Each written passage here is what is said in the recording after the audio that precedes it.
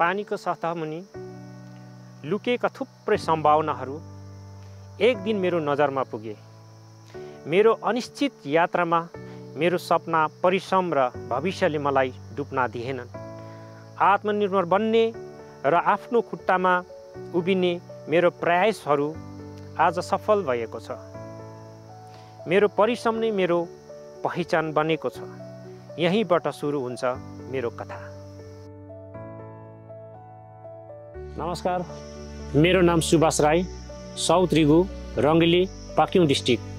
म पेसाले एउटा trout fees farming गर्छु। हाई अल्टिट्युडमा हुन्छ यो। पहिला चाहिँ जिरो लेभलमा थिएँ, मलाई यस्तो केही थाहा थिएन क्या। अब माछा भन्ने के हो, ट्राउट भन्ने के हो सुनेको पनि थिइनँ मैले। अनि यो फार्मिङ गर्ने चाहिँ मेरो जिज्ञासा एउटा जाँगर चाहिँ मेरो गाउँकै एकजना दाजुहरू हुनुहुन्थ्यो। उहाँहरू चाहिँ काश्मीरमा जानुभयो, डिपार्टमेन्टले चाहिँ ट्रेनिङमा लानुभएको थिएछ। अनि उहाँहरू चाहिँ काश्मीरमा गएर चाहिँ त्यो फोटोहरू देखाएपछि मलाई पनि एउटा जोस आयो क्या। अनि मैले त्यहाँदेखि चाहिँ डिपार्टमेन्टसँग कन्सल्ट गरेर चाहिँ म पनि एउटा ट्राउट माछा पाल्ने विचार गरेँ। त्यस पछाडि मैले ब्लू रिभोल्युसनको एउटा स्किम पाएको थिएँ। त्यो स्किम मैले पाएपछि त्यहाँ माछा डिपार्टमेन्टले बच्चा पनि दिनुभयो, कुवा पनि दिनुभयो, त्यसको चारो पनि दिनुभयो। अनि त्यति बेलासम्म मेरो नलेज केही थिएन। उहाँले जस्तो गाइड गर्नुहुन्छ त्यस्तै मैले लगाएको थिएँ। अब यसरी चारो हाल्नु, यसरी बच्चा हाल्नु, पानी यसरी हेर्नु भनेको थियो। अन्त धेरै बिस्तारै गर्दाखेरि मैले त्यही माछाबाट धेरै नलेज सिकेँ। कसरी मर्छ माछा, के हुँदो रहेछ, पानी कम्ती के कसो हुनुपर्ने, पानी कति उयो गर्नुपर्नेछ, पानी रोक्नुहुन्छ कि हुँदैन भन्ने मैले त्यो सिकेँ।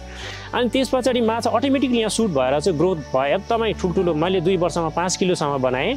अनि त्यो माछा प्रोडक्सन पुरा ग्रोथ भएर धेरै प्रोडक्सन भयो। त्यहाँदेखि अब यो कहाँ बेच्ने होला भन्ने मलाई सुर्ता हुन्थ्यो।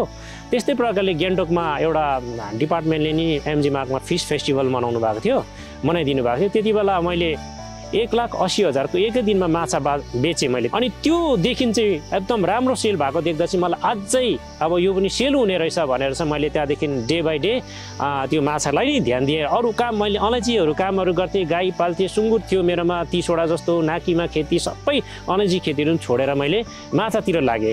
आफ्नो जति त्यो माछाहरू बेचेको पैसाहरू थियो त्यो पैसाले मैले अहिले चाहिँ बढाउँदै लगेर अहिले यहाँनिर निकै बनाइसकेको छु वहाँ। त्यसपछि मलाई फेरि माछाको बच्चा निकाल्ने खाले विचार भयो। त्यसैले डिपार्टमेन्टहरूसँग मैले मिलेर उहाँहरूकोबाट ट्रेनिङ पाएँ। मैले काश्मीर जाने ट्रेनिङ पाएँ है। त्यहाँदेखि मैले आफै हेचरी उहाँहरूले दिनुभएको थिएन, आफै प्राइभेटली एउटा प्लास्टिक जस्तोमा बनाएर मैले बच्चा पनि निकालेँ। 3 साल कन्टिन्यू निकालेपछि मैले अहिले पाक्योङ डिस्ट्रिक्टमा मैले नि बच्चा सबै फार्मर्सहरूलाई दिन्छु। अन्त त्यो मैले प्रोग्रेस गरेर मैले सक्छु होला भनेर डिपार्टमेन्ट मलाई यसमा नि PMMSY को एउटा हेचरी पनि दिनुभएको छ। अनि आशा छ अझै कति कमी कमजोरीहरू हुन्छ, किनभने यो एउटा मेरो 100 स्टेपको मेरो एउटा सपना छ। म अहिले 2 स्टेपमा मात्रै पुग्दैछु। अनि मैले प्रोडक्सन चाहिँ तपाईँको बच्चामा पनि राम्रो निकाल्दैछु, फ्रेस फिस पनि मैले राम्रो निकालिरहेको छु। मेरोमा अर्डर पनि कन्टिन्यू आउँछ। जस्तै अस्तिको दिन पनि मेफेयरमा अर्डर पुऱ्याएँ, आज पनि मेरो मेफेयरको अर्डर थियो।